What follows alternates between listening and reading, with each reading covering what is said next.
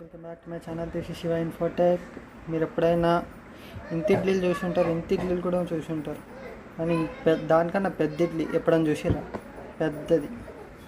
సరే ఇడ్లీ కూడా మీకు ఇడ్లీ ఇంత ఇడ్లీ ఎప్పుడైనా చూసిరా? దీన్ని ఆయికుడుము అంటారు. ఇంట్లో చేస్తారు, బయట అంత ఈజీగా దొరకదు. అమ్మల్ని చేయమంటే చేస్తారు. ఆయికుడుము ఇది దేనికంటే బాడీ లావ్ బక్క ఉన్న వాళ్ళని లావ్ చేపిస్తుంది. హార్ట్కి, బాడీలో పార్ట్స్కి కొంచెం బలం, స్ట్రెంత్ ఇస్తుంది. చాలా మంచిది ఆయికుడుము పొద్దున్న తింటే.